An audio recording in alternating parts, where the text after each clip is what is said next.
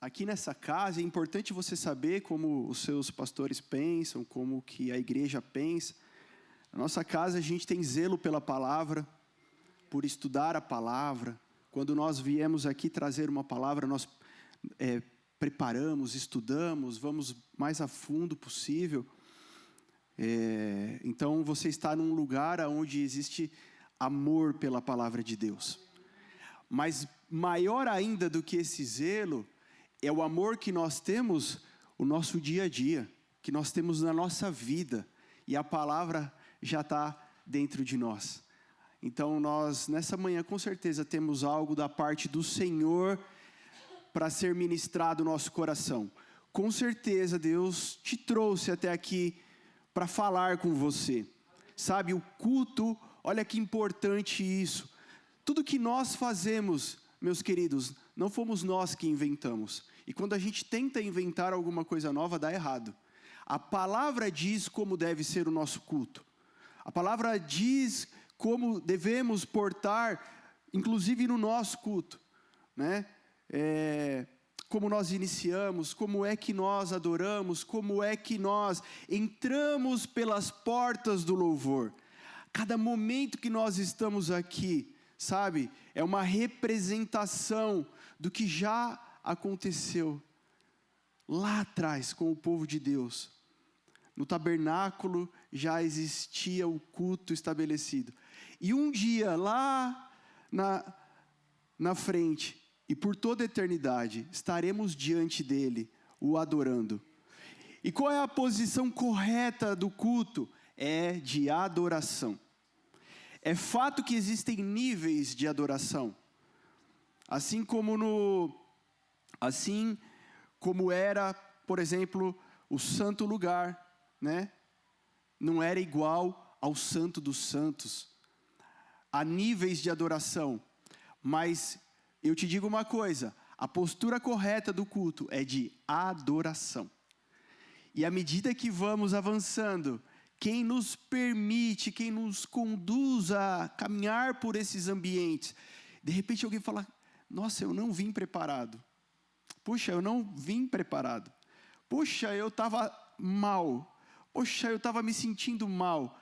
E como que eu acabei o culto dessa forma, na presença de Deus tão gloriosa? É o conduzir do Espírito Santo.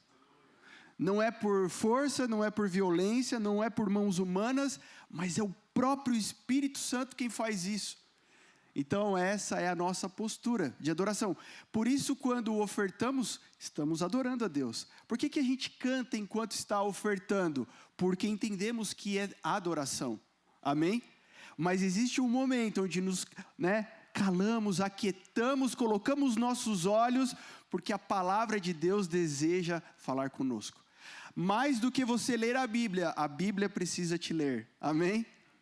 Então, a gente precisa ir mais fundo. E o Espírito de Deus deseja que a gente vá mais fundo nessa manhã. Amém? Amém, amém, amém mesmo. Então vamos mais fundo. Vamos dizer, Senhor, eu quero ir mais fundo.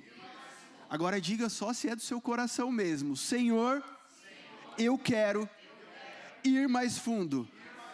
Existe mais. Vamos lá. Jonas, capítulo 1. Abra sua Bíblia neste pequeno livro.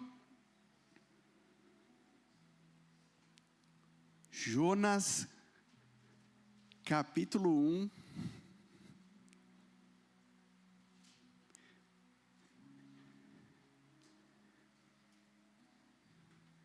Quem achou? Diz amém. Então vou esperar mais um pouco. Só o Paulo achou. Amém, amém. Quem não achou, diz misericórdia. Amém, amados? Então vamos lá. Amém. Amém. Seus olhos são para o Senhor nessa hora, amado? Cada um de nós aqui, desse ambiente aqui, ó. Não tem ninguém elemento neutro aqui. Ninguém. Desde os diáconos que estão ali, super atentos. Eles estão mais atentos ainda, irmãos, porque deu um problema ali na fechadura, ela emperrou, aí o David está mais atento ainda. Mas desde o David até aqui, ó, seus olhos são para o Senhor? Amém? Amém? Vamos lá, Jonas 1 diz assim: a palavra do Senhor veio a Jonas, filho de Amitai, com essa ordem: vá depressa à grande cidade de Nínive e pregue contra ela, porque a sua maldade subiu até a minha presença. Olha que forte isso. Olha que missão que o Senhor está dando para Jonas. Versículo 3. Mas Jonas fez o quê? Fugiu da presença do Senhor, dirigindo-se para Tarsis. Desceu à cidade de Jope, onde encontrou um navio que destinava àquele porto. Depois de pegar a passagem, embarcou para Tarsis para fugir do Senhor. O Senhor, porém, fez soprar um forte vento sobre o mar e caiu uma tempestade tão violenta que o barco ameaçava arrebentar-se. Todos os marinheiros ficaram com medo e cada um clamava ao seu próprio Deus, e atiraram as cargas ao mar para tornar o navio mais leve. Enquanto isso, Jonas, que tinha descido ao porão e se deitara, dormia profundamente. O capitão dirigiu-se a ele e disse: como você pode ficar aí dormindo? Levante-se e clame ao seu Deus, talvez ele tenha piedade de nós e não morramos. Então os marinheiros combinaram entre si: vamos lançar sortes para descobrir quem é o responsável por essa desgraça que se abateu sobre nós. Lançaram sortes e a sorte caiu sobre Jonas. Por isso lhes perguntaram: diga-nos, quem é o responsável por esta calamidade? Qual é a sua profissão? De onde você vem? Qual é a sua terra? A que povo você pertence? E ele respondeu: eu sou hebreu, adorador do Senhor, o Deus dos céus que fez o mar e a terra. Então os homens ficaram apavorados e perguntaram: o que foi que você fez? Pois sabiam que Jonas estava fugindo do Senhor, porque ele já lhes tinha dito. Visto que o mar estava cada vez mais agitado, eles lhe perguntaram: o que devemos fazer com você para que o mar se acalme? Respondeu ele: peguem-me e joguem-me ao mar, e ele se acalmará. Pois eu sei que é por minha causa que esta violenta tempestade caiu sobre nós. Ao invés disso, os homens se esforçaram ao máximo para remar de volta à terra, mas não conseguiram, porque o mar tinha ficado ainda mais violento. Eles clamaram ao Senhor: Senhor, nós suplicamos, não nos deixe morrer por tirarmos a vida deste homem. Não caia sobre nós a culpa de matar um inocente, porque tu, ó Senhor, fizeste o que desejavas. Em seguida, pegaram Jonas e lançaram ao mar, enfurecido, e este se aquietou. Tomados de grande temor ao Senhor, os homens lhe ofereceram um sacrifício e se comprometeram por meio de votos. O Senhor fez com que um grande peixe engolisse Jonas, e ele ficou dentro do peixe 3 dias e 3 noites. Segura aí. Amém? Meu Deus. Você já ouviu a história de Jonas? Quando você era criança, né? Se não era quando é criança, não estava nesse ambiente, mas talvez de algum jeito você já ouviu a história de Jonas. Mas eu preciso falar uma coisa essa manhã. O vento do Senhor, ele sopra. Qual é o vento que nós queremos estar? Qual é o sopro de Deus que nós queremos estar? Amados, igreja, é sério isso. Qual é o sopro de Deus que nós vamos nos encontrar? Jonas, o personagem aqui principal dessa história, é um homem que recebe uma missão de Deus. Jonas era um homem de Deus, e Deus conta com os seus homens. Porque ele era um homem de Deus, Deus dá uma missão para gente grande. O que Deus estava propondo para Jonas era coisa para gente grande. O que Deus estava propondo para Jonas era algo para gente grande. Deus não queria matar Jonas. Deus queria salvar um povo. Deus nunca deseja matar, Deus deseja salvar. O desejo de Deus é nos ter. O desejo de Deus é ter você com Ele, não é outra coisa. Então Deus vai dizer para Jonas, você vai pregar para o povo, você vai lá para Nínive e vai pregar para aquele povo. Porém, Jonas já sabia do que se tratava. Jonas conhecia a fama. Jonas sabia que era um povo duro, que era um povo mau, que provavelmente ao pensamento de Jonas não iria dar ouvidos, não iria dar crédito. Mas esse era só o pensamento de Jonas. O pensamento de Deus é outro. Os pensamentos que tenho sobre vós são mais altos.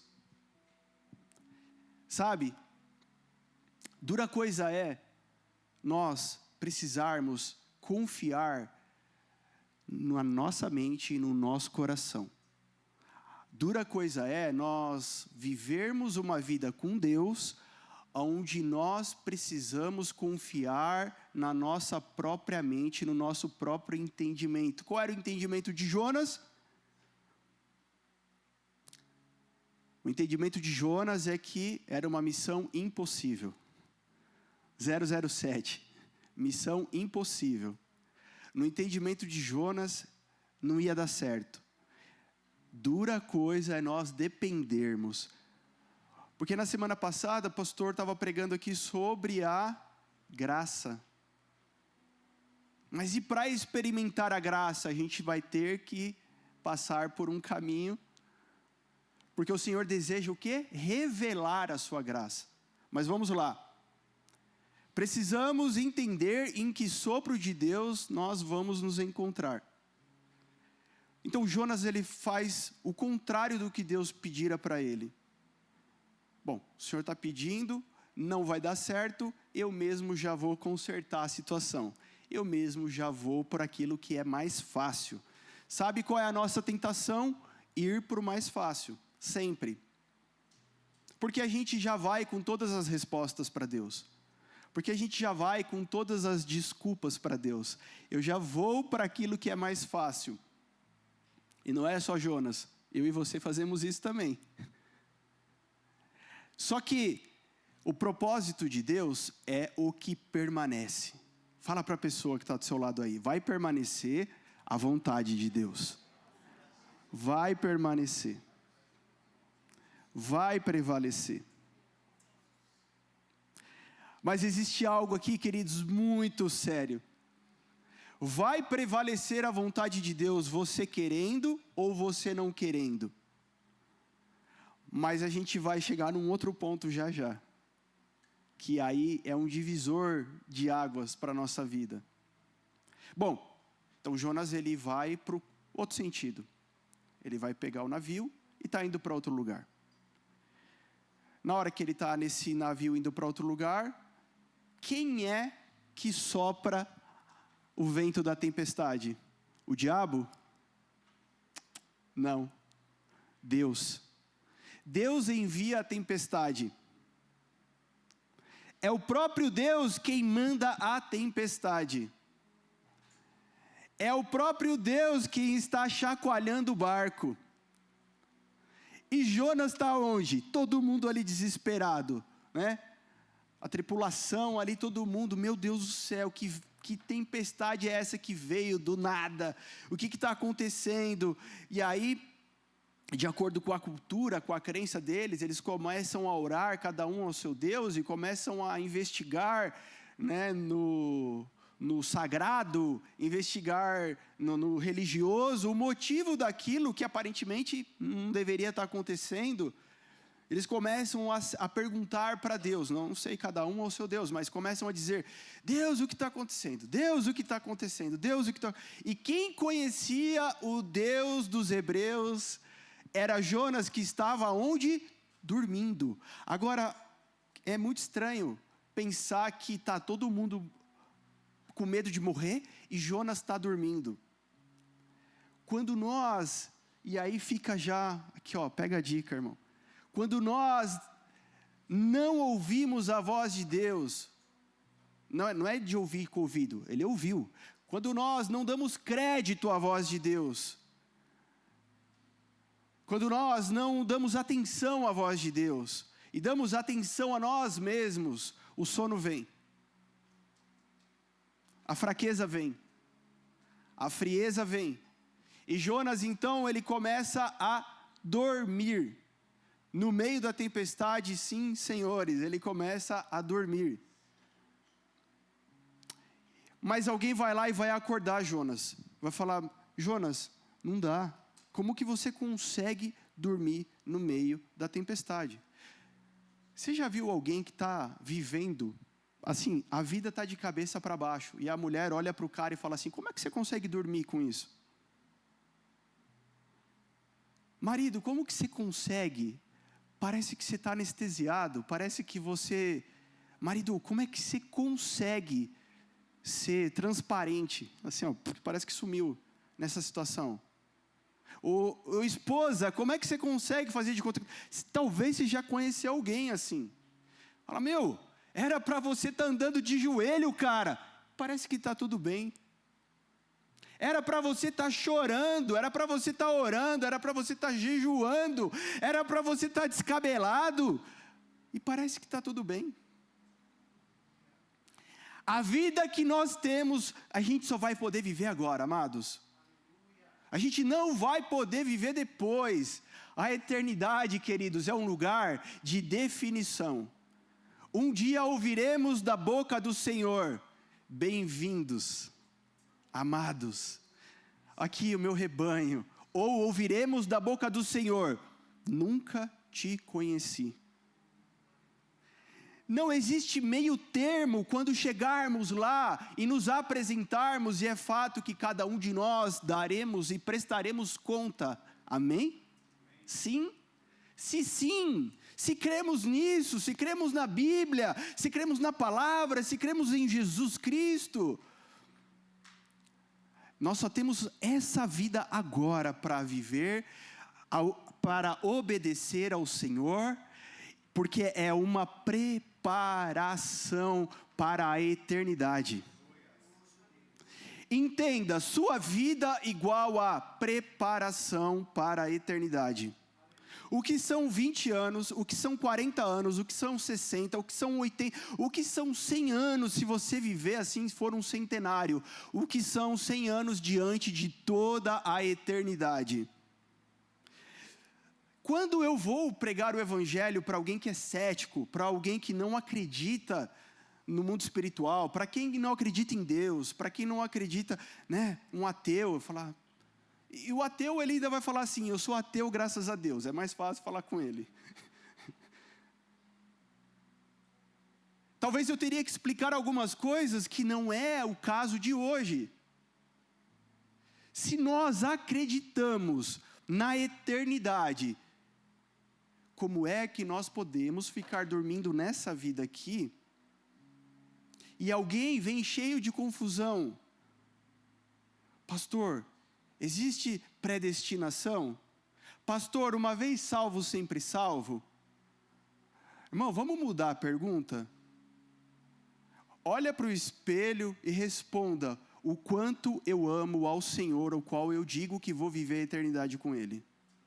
O quanto eu vivo com o Senhor hoje, que eu digo que vou viver a eternidade toda com Ele. O quanto? Sabe quando você resolveu casar, para os casados aqui, quem não casou, calma aí, segura a onda. Você pensou assim, nossa, eu quero estar tanto perto dessa pessoa, que assim, só encontrar de final de semana é pouco. Só encontrar à noite é pouco. Só falar ao telefone é pouco, só online é muito pouquinho. Eu quero viver a vida toda com essa pessoa. É assim que a gente se casa. Ninguém se casa porque fala assim, eu vou casar, sabe por quê? Eu vou casar porque eu vou para o bar depois, aí eu vou dividir, vou jogar futebol, aí eu vou sair com as minhas amigas, aí não sei o quê, e aí vai sobrar meia hora com essa pessoa amada. Não, ninguém casa pensando isso.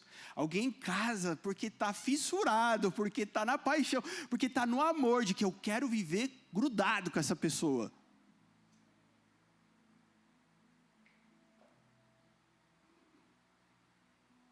Eu namorei há alguns anos assim, né? Já estou ensinando meu filho já uma outra tática diferente. Existe um jeito mais excelente. Mas, fala, poxa, pastor, você namorou há vários anos. Porque a gente começou a namorar jovem. Só que o namoro era a gente se encontrar no final de semana na igreja. Então, se isso conta como namoro, né? A gente se encontrava no final de semana. E aí depois eu ia levar ela para casa. E tinha que ser rápido. Às vezes eu tinha uma brecha assim no meio da semana, porque não tinha uma aula na faculdade, ou porque eu podia dar uma matadinha que não ia ter problema. Então eu ia ver durante a semana, doido, né? Tipo.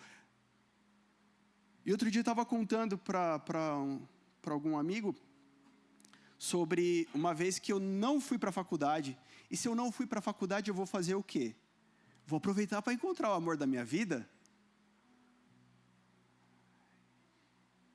E aí a minha mãe tinha feito um doce de banana, maravilhoso assim.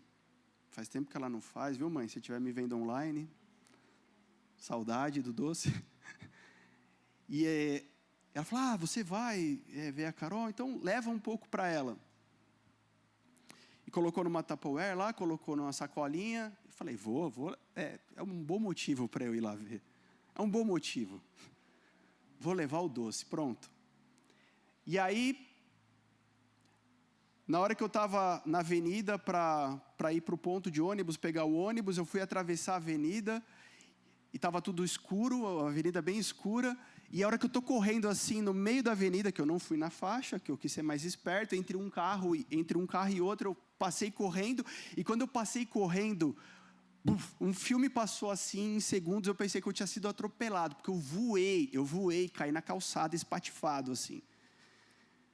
E eu vi o doce de banana caindo assim, ó, e aquela meleca assim, mas ficou dentro da sacola. E eu achei que eu tinha sido atropelado e não entendi nada, e levantei atordoado, tudo ralado, tudo detonado. E a hora que eu olho para trás, era um carro rebocando o outro com uma cordinha miserável. Uma gambiarra. E você acha que alguém parou para me ajudar? O cara foi embora, rebocando o carrinho lá. E eu espatifado, o que eu pensei? Pô, agora eu vou para casa, né, menino? Não, melhor eu ir lá ver a Carol. Cheguei lá tudo arrebentado, tudo sujo. Ela pensou que eu tinha sido assaltado, que tinha... Sabe, quando nós amamos, tudo que a gente quer está perto. Quando nós desejamos, tudo que a gente quer está perto. Seja qual for o motivo. Então a pergunta é, pastor, existe predestinação? Existe, pastor, pecado que não tem perdão? Existe um pecado que é mais suave, pastor, que de repente eu vou para esse? Existe, pastor, um pecado que é mais tranquilo? Quantas vezes eu posso pecar no dia? Se eu pecar e pedir perdão, Deus perdoa na hora ou demora alguns minutos assim na conexão? Enquanto que a pergunta é, eu vou ter o que para falar a eternidade inteira para Deus? Eu vou ter que desejo de estar com Ele a eternidade inteira. Amém, gente? Amém. Amém, porque não é o que se faz, mas é o porquê se faz. Amém, que não é o que deixar de fazer, mas por que deixar de fazer. Amém, porque o Senhor sonda e conhece os nossos corações. Glória a Deus por isso. Porque se fosse eu a sondar o teu coração, eu fazia uma lista. Esse sim, esse não. Brunão, separa lá, para fora quem não, para dentro quem sim. Mas é o Senhor, aquele que te amou, aquele que te ama, e aquele que deseja te amar a eternidade toda. Não é um Deus acusador, um Deus mau, querendo te fulminar. É um Deus querendo estar com você. Não é um Deus que falou para Adão e Eva assim, o que vocês estão escondidos de mim aí? O que vocês aprontaram? Vocês acham que eu não sei? Eu sou Deus, caramba. Vocês acham que eu não sei? Bora morrer todo mundo. Bora para o caldeirão todo mundo. Mas ele vai lá porque ele queria encontrar com eles. Ele queria estar com eles. Mas existe um sopro de Deus sobre a nossa vida. Qual é o sopro? Então, a gente vai chamar de diabo, a gente vai chamar de tribulação, a gente vai chamar de inferno, a gente vai começar a praguejar, a gente vai começar a murmurar, a gente vai viver uma vida estressada, uma vida doente, uma vida sei lá o que, atribuindo ao diabo, quando é Deus movimentando o barco da tua vida, irmão, para dizer: acorda, eu estou aqui.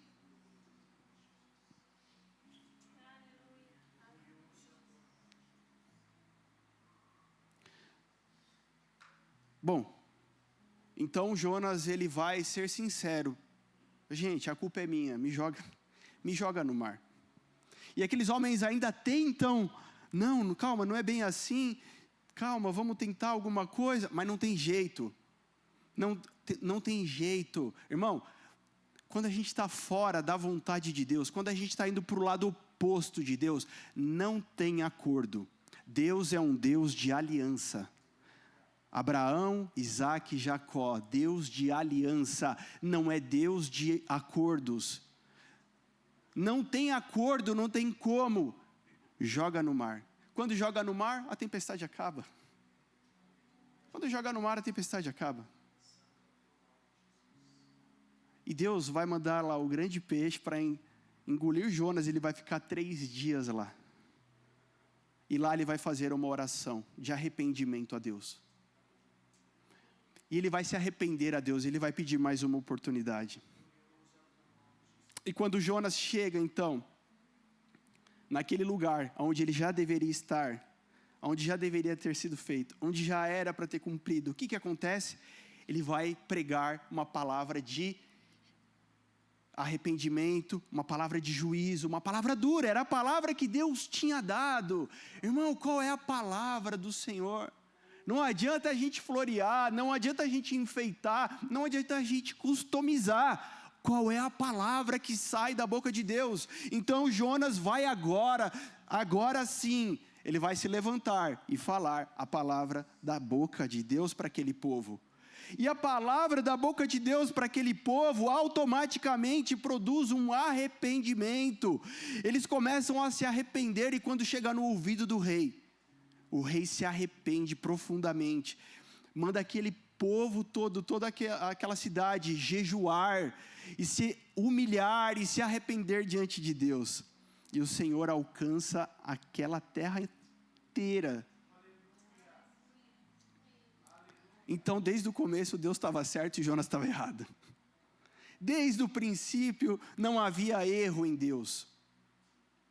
O problema é que Deus gosta de contrariar a lógica nossa.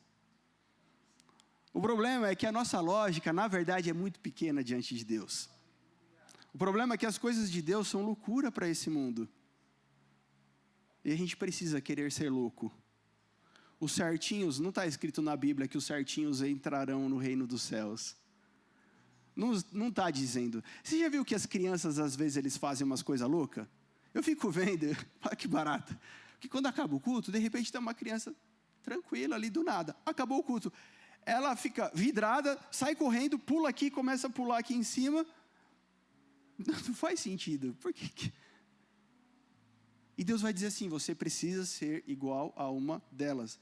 Mas no sentido de ter um coração puro, de ser limpo de coração. Mas também no sentido de ser louco. Porque os certinhos e os politicamente corretos não são esses que herdarão o reino dos céus.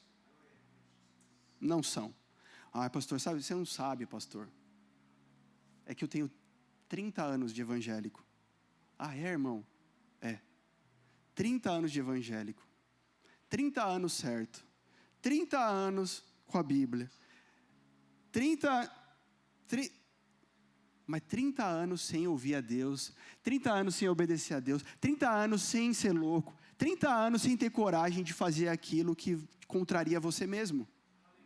O que é que você fez da última vez para agradar ao Senhor que te contrariou? Enquanto nós estamos vivendo o evangelho que nos agrada, é bem perigoso, igreja. É bem perigoso. Porque o evangelho que nos agrada, é o evangelho que ali conforta o nosso coração. Igreja Paulada Church. Mas o evangelho que agrada o nosso coração é perigoso porque a própria palavra vai dizer, o coração do homem é enganoso. Lembra aquele relacionamento que você jurava que era a pessoa da sua vida e não era? Não foi engano? Lembra aquele negócio que você foi fazer que você jurava que era o negócio da sua vida e deu ruim? Lembra? Lembra das coisas? Lembra que você foi, chegou lá na lanchonete nova, né? Te levaram na hamburgueria, você falou, vou escolher esse aqui, que esse aqui deve ser o melhor. Aí você era o pior da mesa. Você se enganou. Putz, queria ter pego o outro. Eu sempre quero do outro. O seu coração te engana, irmão. O seu coração te engana. Então, esse evangelho que traz paz com o teu coração não é o evangelho de verdade. Não é a vida de verdade. Porque qual é a última coisa que te contrariou para agradar ao Senhor? Qual a última vez que você precisou morrer? A Bíblia diz que Jesus vai dizer assim, quem quiser vir após mim, negue-se a si mesmo. Ok. E tome a sua e venha após. Então tem que tomar uma cruz, mas Jesus já subiu na cruz, eu acho que não preciso de cruz, mas o evangelho de Jesus é o evangelho da cruz. Sim, o evangelho de Jesus é o evangelho que você precisa negar a si mesmo e tomar a sua cruz. Tomar a sua cruz não é quando alguém fala mal do seu cabelo, fala mal do seu peso, fala mal de você pelas costas. Tomar a sua cruz não é isso. Tomar a sua cruz não é quando alguém te caluniou simplesmente, não, ainda não é isso. Tomar minha cruz é que hoje é domingo, você vai ver, amanhã, segundona, eu tenho que ir para aquele trabalho chato. Meu chefe me colocou de estagiário, vocês não sabem como estou sofrendo, né? Nessa vida de estagiário. Isso é tomar minha cruz. Ainda não é isso. Tomar a sua cruz é quando você resolve morrer. Quando você decide morrer. Sabe aquela hora que você tem tudo para falar, para responder, mas o Espírito Santo que habita em você diz assim, não, agora você vai me glorificar. Aí você subiu na cruz e morreu. Sabe aquela hora que você ia fazer, mas o Espírito Santo fala assim, não é agora. Aí você tem que subir na cruz e morrer. Sabe aquela hora que você podia fazer justiça e você não faz? Você tem que subir na cruz e morrer, porque essa é a cruz de Cristo, que Ele poderia fazer toda a justiça ali, mas Ele escolheu não fazer a justiça dele. Ele escolheu amar. O amor, queridos, o amor de Cristo, o amor pregado nas Escrituras, não é o amor nosso, é o amor de Deus. Como pode um Deus Pai, vendo o seu Filho sendo injustiçado, sendo moído, destroçado, não fazer justiça? Porque a justiça a ser operada é uma justiça do amor de Deus derramada em mim e em você. Ele escolheu pegar essa justiça e colocar sobre nossas cabeças. Ele decidiu pegar essa justiça e colocar sobre nossas vidas. Então, pelo sangue inocente de Jesus, nós fomos justificados. De uma vez por todas. E, irmão, você sabe qual é o teu destino? Eu não sei, eu acho que alguém perguntou isso hoje, não é possível. Está martelando aqui em mim. Eu vou te explicar, irmão. Olha, voltei, não ia falar isso. Mas o que é predestinação? Você pega o teu Waze, você vai sair de Santo André, e vai lá sei lá, para onde? Você vai para Campinas. Você vai colocar aqui no seu Waze, digitar. você já vai deixar pré-destinado qual é o destino final, onde você vai chegar. Campinas. Bom, o Waze vai te dar uma rota, um tempo, tudo aqui. Você vai sair da sua casa com o seu carro, sua família, e vai fazer essa viagem. Já está predestinado aqui, onde você vai chegar. Mas no meio do caminho pode acontecer de tudo. No meio do caminho pode ter alagamento. E você resolver voltar para trás. Pode começar a chover forte. Não vou nem falar do alagamento. Está chovendo muito forte, deixa para amanhã, não vou hoje não.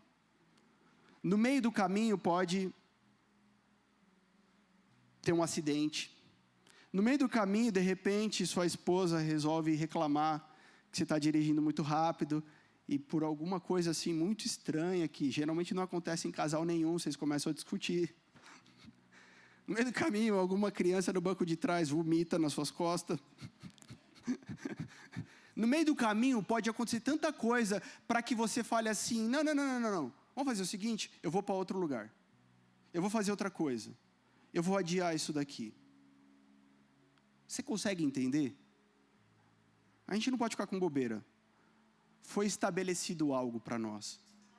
Foi nos garantido algo para nós. Mas somos nós quem vamos. E essa é a graça de Deus.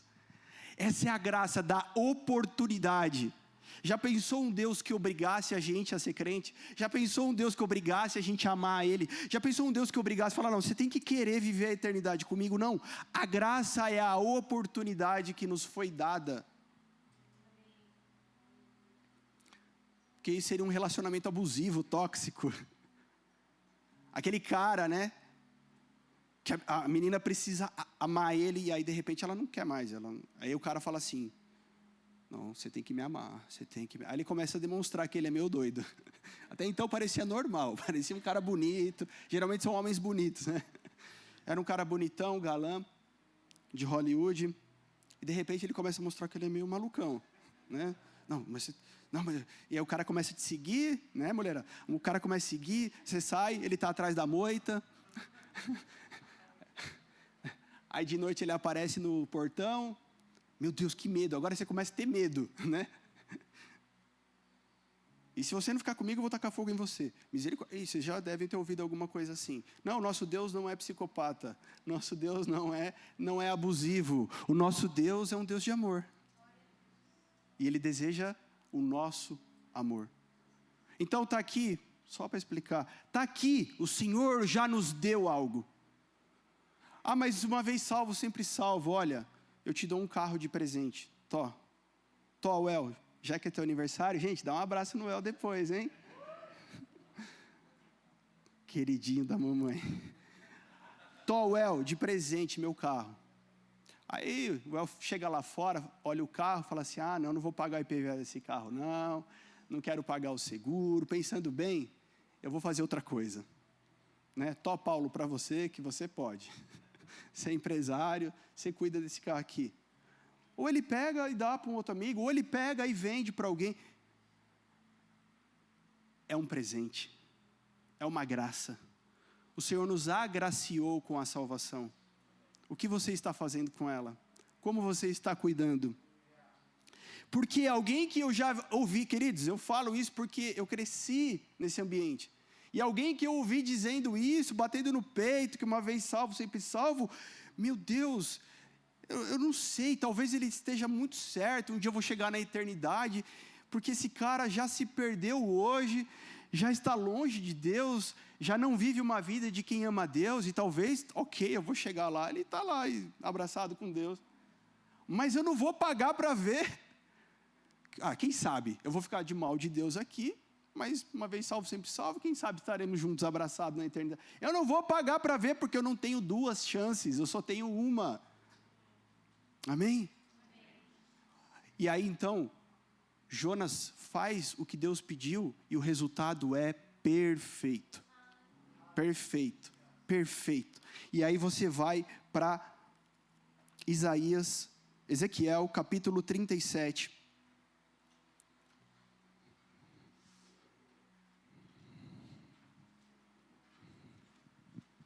Ezequiel 37, o vale dos ossos secos.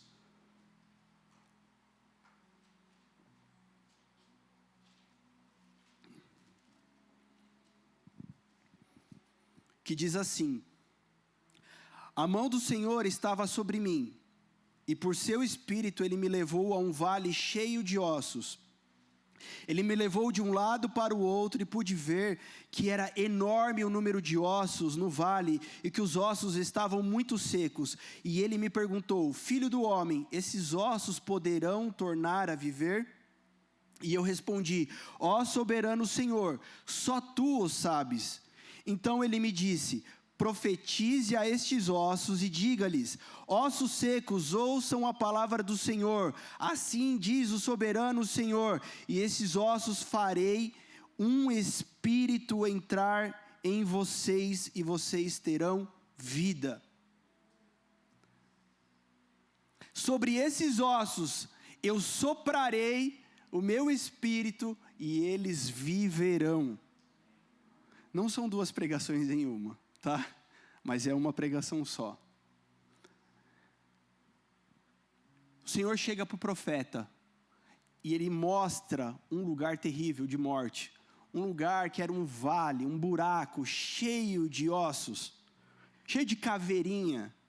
E ele vai dizer assim: meu filho, isso que você está vendo, esse cenário de morte, né?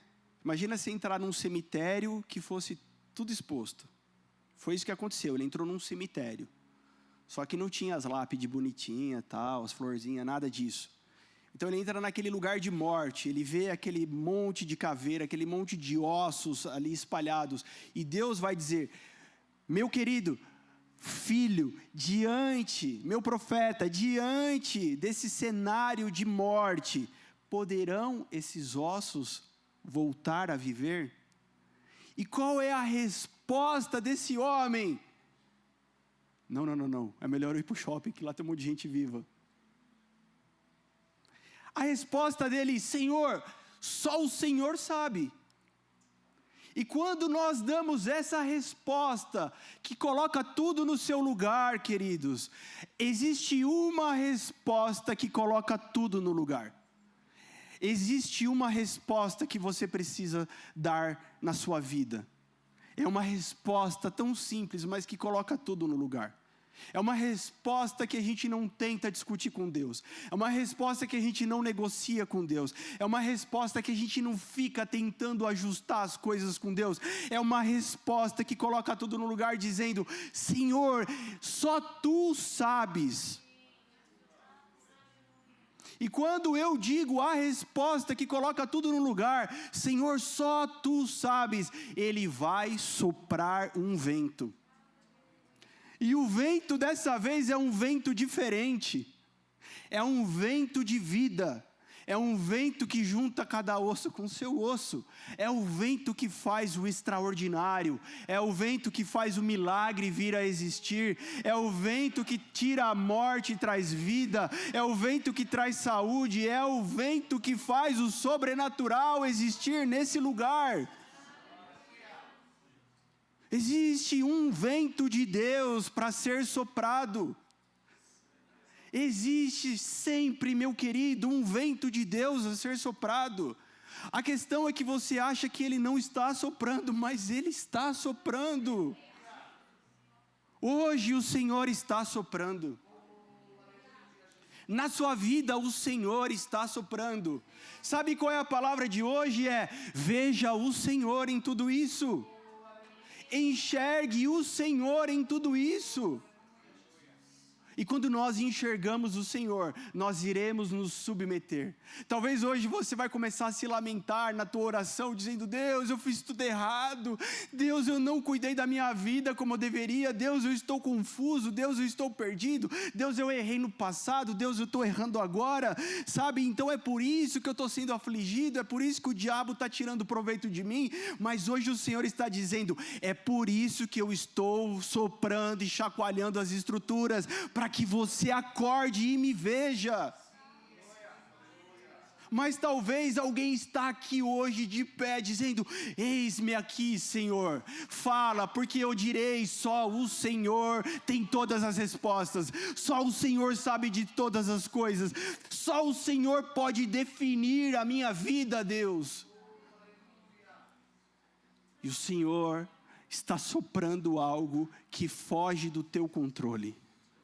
O Senhor está soprando algo que foge das tuas mãos, que vai muito além daquilo que você pode acreditar, daquilo que você pode calcular, daquilo que você pode pensar. Mas você está dizendo: Deus, eu quero viver a maluquice do teu evangelho. Deus, eu quero viver o sobrenatural.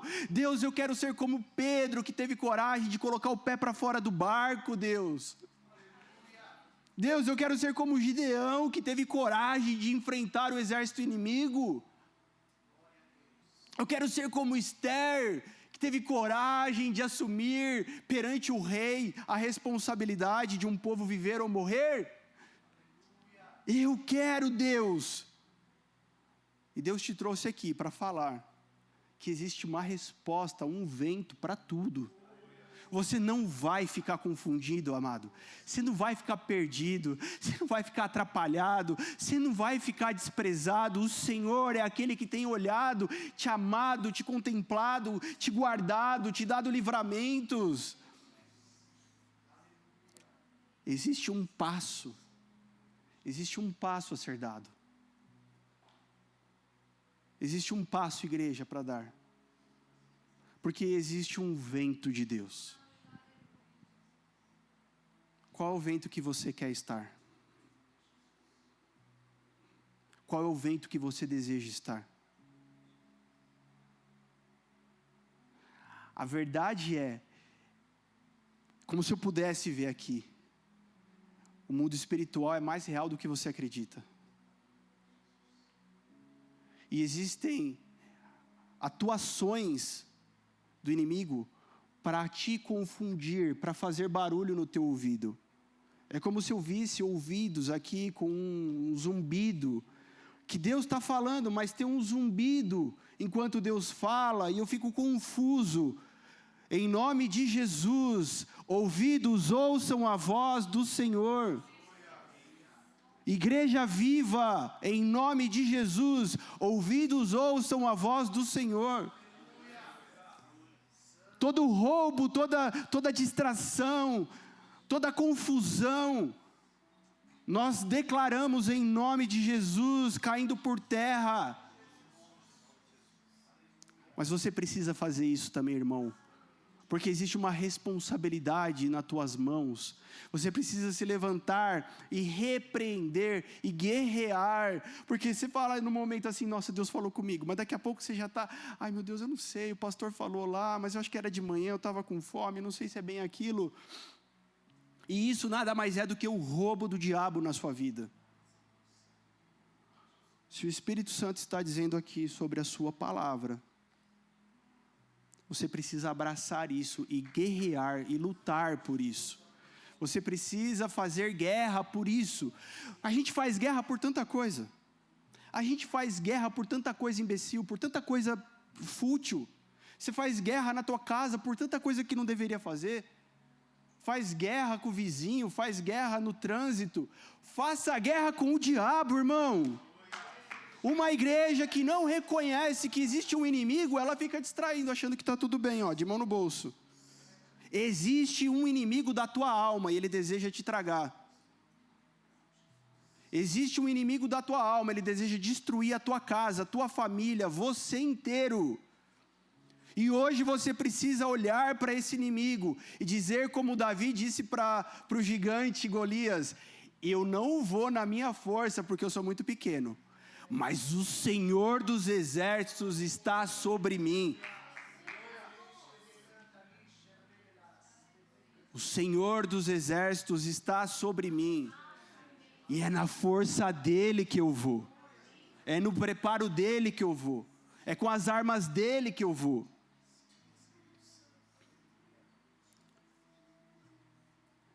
E você recebeu o Espírito Santo de Deus para que você pudesse ver. Você recebeu o Espírito Santo de Deus para que você pudesse ouvir, para que você pudesse caminhar. Queridos, os seus pés estão liberados. Deus já liberou os seus pés. Você está andando amarrado. Você não é mais um morto, você não é mais uma múmia. O Senhor já liberou os seus pés. Você precisa caminhar. Ah, mas é que tem coisas que me amarraram no meu passado. Queridos, o Deus do passado, do presente e do futuro da eternidade está aqui hoje. E no sangue de Jesus há poder para quebrar toda a maldição. Mas não podemos fazer de conta que fomos na igreja e lá nós fomos, levantamos a mão e está tudo bem. Porque o pastor ora, e porque o pastor ora a maldição quebrou. Não. Você, justamente porque você está aqui, porque você levantou a sua mão e que você não quer perder viagem. Você está aqui e você fala, não posso só gastar tempo, dinheiro, roupa. Eu estou aqui e eu vou pro tudo. Eu não vou ficar no nada, eu vou pro tudo. Existem guerras antigas, queridos. Sim ou não? Por que você tem guerras antigas e você continua com as mesmas? Você já perguntou isso para si próprio, para sua esposa, para o seu marido? Por que você continua a guerrear essa mesma guerra e não está pronto para a próxima? Porque é necessário vencer essa guerra. Querido, em nome de Jesus, hoje é um dia de você vencer. É um dia de você se posicionar e deixar que o sopro de Deus sopre o seu espírito trazendo vida. As batalhas e as guerras antigas, que por hora o inimigo se camufla, por hora ele usa algumas estratégias, mas logo ali na frente ele se apresenta dizendo, eu estou aqui, hein? Não se esqueça que eu sou o dono desse negócio. Não se esqueça que sou eu quem mando nisso aqui. E você se sente amarrado como uma múmia, preso, morto, acusado. Querido, se o Deus que criou o céu e a terra não te acusa, sai dessa situação de acusação do inimigo e passa para o outro lado. Mas deixa eu te falar uma coisa, não acontecerá sem o seu consentimento, não acontecerá sem o teu desejo, sem a tua vontade.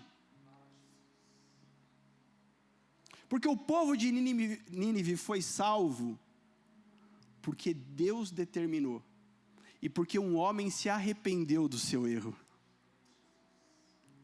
Porque eu creio, queridos, aí vai a minha exegese aqui, né?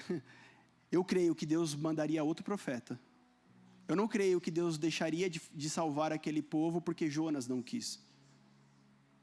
Eu creio que Deus mandaria outra pessoa. Mas aquele homem se arrepende e fala, não Deus, eu errei, eu quero ir. Não Deus, eu quero participar. Não Deus, eu não quero morrer, eu não quero estar de volta, eu não quero estar de fora da tua vontade.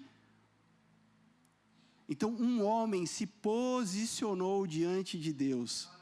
Sabe qual é o problema? É você ficar dando desculpa. Não, mas já aconteceu isso, já aconteceu aquilo, já isso, já aquele outro, já fiz aquela coisa errada. Meu querido, hoje é um dia de pedir perdão ao Senhor. Hoje é um dia de quebrantamento. Hoje é um dia de arrependimento. É um dia de dizer para Deus, mas Senhor, eu quero. Sempre nós vamos ter essa oportunidade, até que o Senhor venha e defina a situação. Quando o Senhor vai definir? Eu não sei, e você também não sabe. Por isso, hoje é o dia. Por isso, hoje é o dia certo. Porque eu não sei e você também não sabe. Talvez você está esperando Deus falar uma coisa que Ele não vai falar. Porque o que Ele está falando é outra coisa. Talvez Jonas queria ouvir de Deus algo que Deus não falou. O que Deus falou é só, vá para Nínive, não falou outra coisa. Acontece que tem dois tipos de pessoas. Um que ouve a voz de Deus e diz assim, não sei não. E um que diz a voz de Deus e fala, sim Deus, tu sabes, é para profetizar no cemitério, eu profetizo. É? Se Deus está pedindo para você profetizar sobre algo que cheira mal, profetiza. Queridos, às vezes a gente tem que fazer isso. Não se preocupe com a opinião pública. Se preocupe com a opinião de Deus. Ai, meu Deus, as pessoas não sabem que eu sou tão certo, que eu sou tão bom. Eu quero nem saber se as pessoas sabem se eu estou certo, se eu não estou. Eu quero que Deus diga que eu sou aprovado por Ele. Sabe por quê? Se não existir essa igreja amanhã, queridos, a sua vida com Deus vai continuar existindo. Se acabar tudo amanhã, se vier outra pandemia, tiver que trancar tudo, ninguém pode sair de casa, sua vida com Deus ainda será a mesma. Funcionará da mesma forma, a Bíblia não erra. Ainda será exatamente igual. Por isso, queridos, hoje o Senhor preparou esse dia para vencermos guerras antigas que já deveriam ter sido vencidas.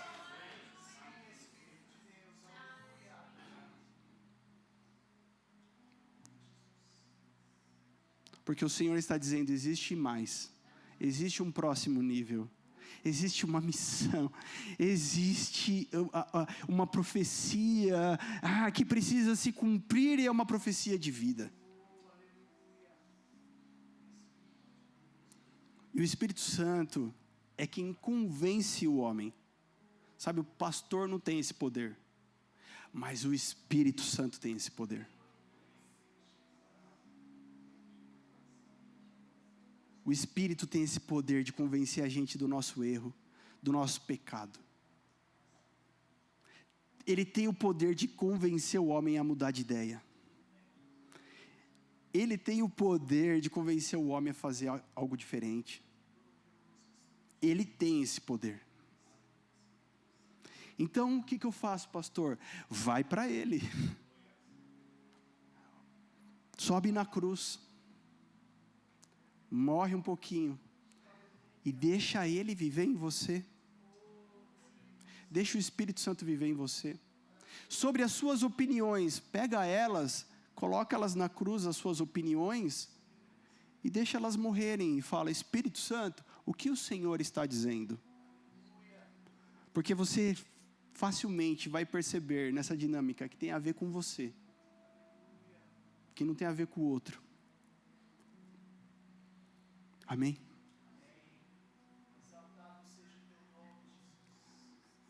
E eu só posso crer que existe um vento de Deus soprando. Eu só posso crer que o Senhor queria falar isso com a gente hoje, que não estava programado, não estava preparado. Mas existe um lugar para nós estarmos. Eu queria que você ficasse de pé, porque a gente está caminhando para o final, e que você aproveitasse sem reservas, esse tempo que o Senhor está te dando. Para que você aproveite esse tempo que o Senhor está te dando de todo o coração, ao se rasgar para Ele. Seja como Jonas fez, seja como Ezequiel fez, de um jeito ou de outro, precisamos enxergar o agir de Deus. De um jeito ou de outro, precisamos reconhecer o mover de Deus.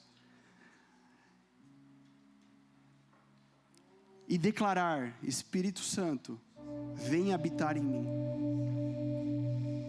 Eu quero terminar adorando ao Senhor junto com vocês. Uma canção antiga aqui, mas poderosa.